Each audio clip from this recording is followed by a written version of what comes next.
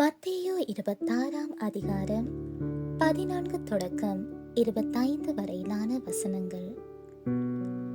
பின்னர் 12 ஒருவனாகிய யூதாஸ் கரியோத்து தலைமை குருவிடம் வந்து, இயேசுவை உங்களுக்கு நான் காட்டிக் கொடுத்தால் எனக்கு என்ன தருவீர்கள் என்று கேட்டான்.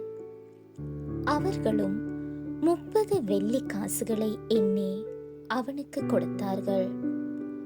அது முதல் அவன் அவரை காட்டிக் கொடுப்பதற்கு வாய்ப்பு தேடிக்கொண்டிருந்தான். புளிப்பற்ற அப்ப விழாவின் முதல் நாளில் சீடர்கள் இயேசுவை அணுகி வந்து, நீர் பாஸ்கா விருந்துண்ண நாங்கள் எங்கே ஏற்பாடு செய்ய வேண்டுமென விரும்புகிறீர் என்று கேட்டார்கள்.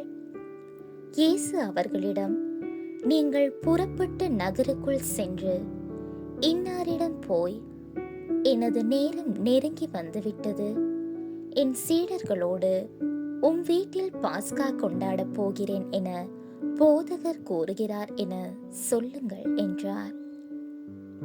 இயேசு தங்களுக்கு பணித்தபடியே சீடர்களும் செயல்பட்டு பாஸ்கா விருந்துக்கு ஏற்பாடு செய்தார்கள்.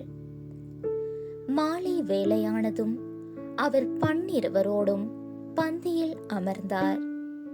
அவர்கள் உண்டு கொண்டிருந்த பொழுது அவர், உங்களுள் ஒருவன் என்னை காட்டிக் கொடுப்பான் என உறுதியாக உங்களுக்கு சொல்கிறேன் என்றார். அப்பொழுது அவர்கள் மிகவும் வருத்தமுற்றவர்களாய், ஆண்டவரே, அது நானோ என ஒவ்வொருவரும் அவரிடம் கேட்கத் தொடங்கினார்கள். அதற்கு அவர், என்னுடன் பாத்திரத்தில் தொட்டு உண்பவனே என்னை காட்டிக் கொடுப்பான். மானிட மகன் தம்மை பற்றி மறைநூலில் எழுதியுள்ளபடியே போகிறார். ஆனால் ஐயோ, அவரை காட்டிக் கொடுக்கிறவனுக்கு கேடு!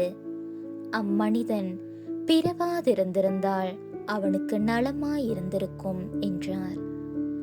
அவரை காட்டிக் கொடுத்த யூதாசும், ரபி, நானோ என அவரிடம் கேட்க, இயேசு, நீயே சொல்லிவிட்டாய் என்றார். இது ஆண்டவர் வழங்கும் அருள் வாக்கு. கிறிஸ்துவே உமக்கு புகழ்.